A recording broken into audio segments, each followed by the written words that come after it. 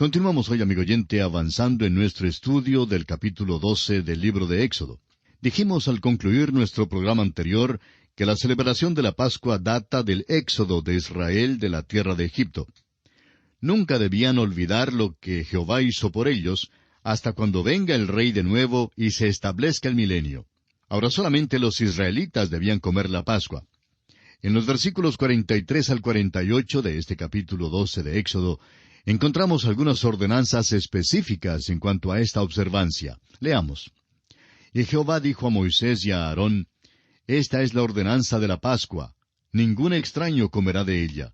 Mas todo siervo humano comprado por dinero comerá de ella, después que lo hubieres circuncidado. El extranjero y el jornalero no comerán de ella. Se comerá en una casa, y no llevarás de aquella carne fuera de ella, ni quebraréis hueso suyo. Toda la congregación de Israel lo hará. Mas si algún extranjero morare contigo, y quisiere celebrar la Pascua para Jehová, séale circuncidado todo varón, y entonces la celebrará. Y será como uno de vuestra nación, pero ningún incircunciso comerá de ella. Solo aquellos que por la fe se identificaban con el pueblo de Dios podían tomar parte en esta Pascua. La Pascua no fue designada para ahuyentar a los extranjeros, sino para repulsar al incrédulo. Si un gentil quería identificarse con Israel por medio de la fe, éste sería bienvenido. Ahora los versículos 49 al 51 dan otras pautas en cuanto a esta gran celebración. Leamos. La misma ley será para el natural y para el extranjero que habitar entre vosotros. Así lo hicieron todos los hijos de Israel. Como mandó Jehová a Moisés y a Aarón, así lo hicieron. Y en aquel mismo día sacó Jehová a los hijos de Israel de la tierra de Egipto por sus ejércitos. Al seguir a los hijos de Israel desde Egipto al Mar Rojo y luego al desierto, aprenderemos algunas lecciones y participaremos de sus experiencias, las cuales corresponden a muchos aspectos de la vida cristiana hoy en día. Y aquí concluye el capítulo 12 de Éxodo, y entramos al capítulo 13. Ahora, en este capítulo 13 vamos a considerar los siguientes aspectos principales. Los primogénitos entre los israelitas son santificados a Dios. En segundo lugar, el conmemorativo de la Pascua se celebra. Tercero, los primogénitos de los animales son santificados. En cuarto lugar, los israelitas parten de Egipto y llegan a Etam. En quinto lugar, Dios guía a los israelitas de día en una columna de nube y de noche en una columna de fuego. Los israelitas salen de la tierra de Egipto y viajan hacia el Mar Rojo. Leamos los primeros 3 versículos de este capítulo 13 de Éxodo. Jehová habló a Moisés diciendo, Conságrame todo primogénito, cualquiera que abre matriz entre los hijos de Israel, así de los hombres como de los animales, mío es. Y Moisés dijo al pueblo, Tened memoria de este día, en el cual habéis salido de Egipto, de la casa de servidumbre, pues Jehová os ha sacado de aquí con mano fuerte. Por tanto, no comeréis leudado. Los primogénitos en Egipto habían muerto. Los dioses de Egipto siempre habían reclamado a los primogénitos como suyos, y ahora Dios reclama a los primogénitos de Israel como suyos. Dios quiere también lo primero de los creyentes hoy en día. Muchos cristianos no le ceden a Dios el primer lugar. Amigo oyente, Dios reclama lo mejor que tengamos, lo mejor de nosotros, lo mejor de que seamos capaces. Dios reclama lo primero en todo. Sin embargo, aunque Él quiere tener el primer lugar en nuestras vidas, muchos creyentes le dejan el último, y eso les crea muchos problemas. Solemos decir, si tenemos tiempo, entonces trabajamos para el Señor. Pero la mayor parte de nuestro tiempo se gasta en los intereses y las diversiones personales. Por lo general le ofrecemos al Señor lo que nos sobra. Hace muchos años el evangelista norteamericano Billy Sunday refirió la siguiente historia. Estaba él viajando con William Wrigley, un magnate productor del chicle. El señor Wrigley era cristiano y al viajar juntos en el tren, le dijo a Billy Sunday que tenía por práctica en su vida dar al Señor un 10% de todo lo que ganaba. Y añadió que no era el último 10% lo que daba al Señor. William Wrigley daba el primer 10% de sus ganancias. Es muy interesante ver cómo el Señor lo bendijo y lo hizo prosperar. Ahora Dios no garantiza esto a todos ni a nadie, pero Dios bendice a los hombres y a las mujeres que le ceden a Él el primer lugar en sus vidas. Los hijos de Israel recién acababan de salir de Egipto, donde trabajaron por años como esclavos. Luego, de inmediato, Dios requiere de ellos sus primogénitos. Muchos de ellos sin duda dijeron, «Mira, Señor, tú acabas de liberarnos de la esclavitud y ahora reclamas al primogénito como tuyo». El Señor Jesucristo hace lo mismo por usted y por mí. Nos salva de la esclavitud del pecado y nos pone en libertad. Dios dice en Juan 8:36, «Así que, si el Hijo os libertare, seréis verdaderamente libres». El Señor también está diciendo que quiere que nos entreguemos a Él. Usted dirá, «Soy libre». Pero, ¿es usted verdaderamente libre? Usted ha sido comprado con un precio, la sangre preciosa de Jesucristo. La bendición viene cuando uno se entrega voluntariamente a Él y le cede el primer lugar en todo. Veamos ahora el versículo 5 de este capítulo 13 de Éxodo que estamos considerando. «Y cuando Jehová te hubiere metido en la tierra del Cananeo, del Eteo, del Amorreo, del Heveo y del Jebuseo, la cual juró a tus padres que te daría, tierra que destila leche y miel, harás esta celebración en este mes». En otras palabras, los israelitas debían observar la fiesta de la Pascua y la fiesta de los panes sin levadura. Ahora los versículos 6 y 7 nos dicen, «7 días comerás pan sin leudar, y el 7º día será fiesta para Jehová. Por los 7 días se comerán los panes sin levadura, y no se verá contigo nada leudado, ni levadura en todo tu territorio».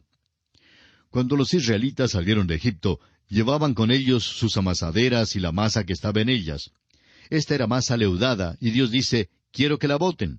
Los panes sin levadura serán comidos por 7 días, y no habrá leudado visto contigo ni en tu casa». El versículo 8 continúa diciendo, «Y lo contarás en aquel día a tu hijo, diciendo, se hace esto con motivo de lo que Jehová hizo conmigo cuando me sacó de Egipto».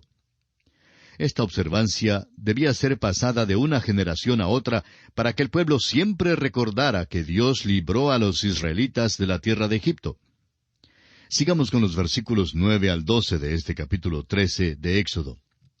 «Y te será como una señal sobre tu mano y como un memorial delante de tus ojos, para que la ley de Jehová esté en tu boca, por cuanto con mano fuerte te sacó Jehová de Egipto. Por tanto, tú guardarás este rito en su tiempo de año en año. Y cuando Jehová te haya metido en la tierra del Cananeo, como te ha jurado a ti y a tus padres, y cuando te lo hubiere dado, dedicarás a Jehová todo aquel que abriere matriz, y asimismo todo primer nacido de tus animales, los machos serán de Jehová». Los primogénitos de todos los ganados que pertenecían a los hijos de Israel eran del Señor. Avancemos ahora con el versículo 13. «Mas todo primogénito de asno redimirás con un cordero, y si no lo redimieres, quebrarás su cerviz. También redimirás al primogénito de tus hijos». Todo primogénito de asno debía ser redimido con un cordero. Dios no quería uno de esos animales orejudos como ofrenda. La ofrenda tenía que ser un cordero. Los primogénitos de los hombres entre sus hijos debían ser redimidos, como veremos más tarde, con plata metálica. La plata era el dinero de la redención. Los versículos 14 y 15 establecen el recordatorio de la liberación de Egipto. Leamos. «Y cuando mañana te pregunte tu hijo, diciendo, ¿qué es esto?, le dirás, Jehová nos sacó con mano fuerte de Egipto, de casa de servidumbre. Y endureciéndose Faraón para no dejarnos ir, Jehová hizo morir en la tierra de Egipto a todo primogénito, desde el primogénito humano hasta el primogénito de la bestia. Y por esta causa yo sacrifico para Jehová todo primogénito macho, y redimo al primogénito de mis hijos». Esta observancia debía recordar a los israelitas que Dios los libró de la tierra de Egipto. Los primogénitos de sus hijos tenían que ser redimidos con plata. El apóstol Pedro, en su primera carta, capítulo 1, y versículos 18 y 19, nos dice, «Sabiendo que fuisteis rescatados de vuestra vana manera de vivir, la cual recibisteis de vuestros padres, no con cosas corruptibles como oro o plata, sino con la sangre preciosa de Cristo, como de un cordero sin mancha y sin contaminación». Ahora en Éxodo capítulo 13 y versículo 17 leemos, «Y luego que Faraón dejó ir al pueblo, Dios no los llevó por el camino de la tierra de los filisteos, que estaba cerca, porque dijo Dios, para que no se arrepienta el pueblo cuando vea la guerra y se vuelva a Egipto. Los israelitas acababan de salir de la servidumbre y no estaban preparados en ninguna manera para la guerra. La ruta más corta para seguir a la tierra que Dios les había dado era por la costa del mar. Pero los israelitas de los tiempos pasados no tenían armas con que luchar con los pueblos allí establecidos, y por tanto, Dios bondadosamente los llevó por el desierto. Era una ruta más larga hacia la tierra prometida, pero pasarían sin guerra. No tendrían que enfrentarse con un enemigo hasta cuando entraran en la tierra. Pasaron 40 años viajando por el desierto antes de entrar en la tierra prometida. Pero para ese entonces ya tendrían un ejército y estarían equipados para entrar en combate. Alguien dirá, pero Dios bien pudo haberlos librado por medio de algún milagro. Esto es verdad, pero esta clase de actitud nos causa repugnancia. Algunos cristianos creen que Dios debe hacer un milagro por ellos cada minuto. Se sienten como si tienen el derecho de demandar al Señor que intervenga por ellos si están enfermos o si se encuentran en dificultades, etc. Es verdad que lo que se pide al Señor, Él sí lo puede hacer, pero no es cuestión de su habilidad, sino más bien una cuestión de la buena voluntad de Dios y si es según su plan o no que Él haga un milagro. Dios pudo haber traído a los israelitas por la vía de la tierra de los filisteos haciendo algún milagro. Si hubieran sido atacados, Dios bien podía haberlos librado. Cuando es necesario, Dios está preparado para hacer milagros, pero solo para lograr que sea hecha su voluntad. Y en este tiempo particular no era la voluntad de Dios que Israel entrara en combate. El versículo 18 dice, «Mas hizo Dios que el pueblo rodease por el camino del desierto del Mar Rojo, y subieron los hijos de Israel de Egipto armados». La palabra armados es una palabra interesante. No significa que tenían armamento, sino que los hijos de Israel habían salido de Egipto en una manera ordenada. No salieron de la tierra como cualquier multitud, sino en una manera organizada. No tenían ningún ejército, sino que se agruparon en filas de 5, y si usted los hubiera visto viajando por el desierto, pues habría observado un grupo de gente más ordenado. Éxodo 13, versículo 19 dice, «Tomó también consigo Moisés los huesos de José, el cual había juramentado a los hijos de Israel, diciendo, Dios ciertamente os visitará, y haréis subir mis huesos de aquí con vosotros».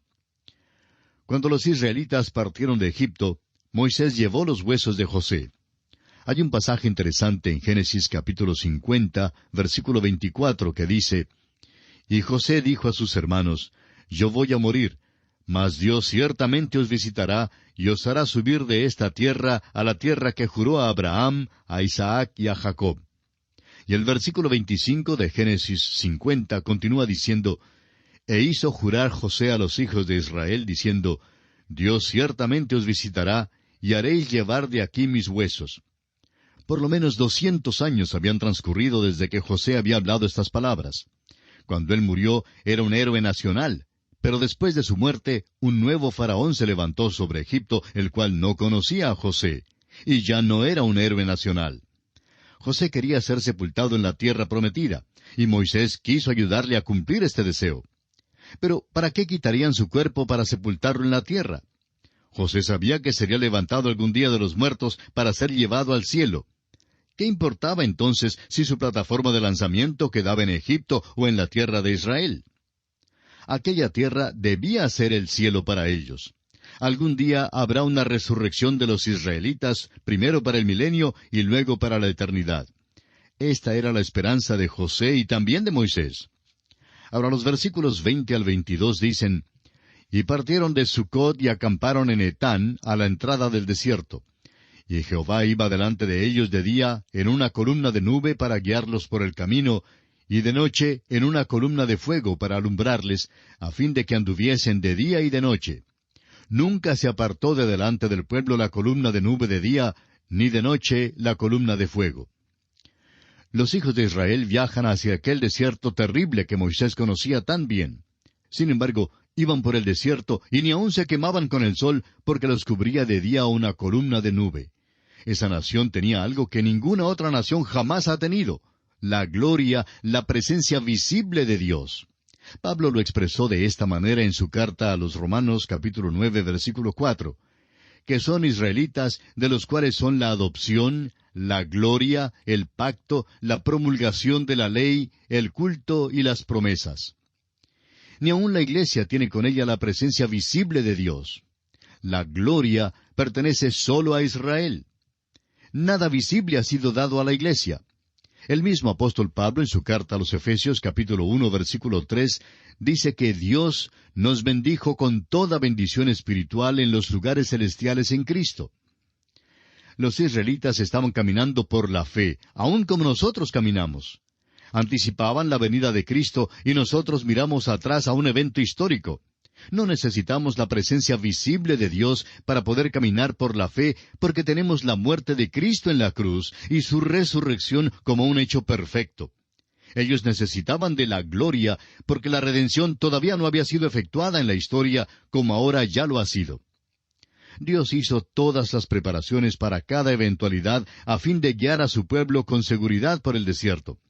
Egipto empieza gradualmente a desaparecer, y delante de los israelitas está la perspectiva de la tierra prometida. Y así concluye nuestro estudio del capítulo 13 del libro de Éxodo. Y ahora entramos en el capítulo 14. En este capítulo Dios da instrucciones a los hijos de Israel. Faraón empieza a perseguirlos con su ejército. Los israelitas se ponen descontentos y murmuran. Moisés anima a su pueblo. Dios da también instrucciones a Moisés. La columna de nube es quitada y los israelitas pasan por el Mar Rojo. Los egipcios persiguen a los israelitas por el camino del Mar Rojo y se ahogan. Leamos los primeros 2 versículos de este capítulo 14 de Éxodo que seguimos estudiando.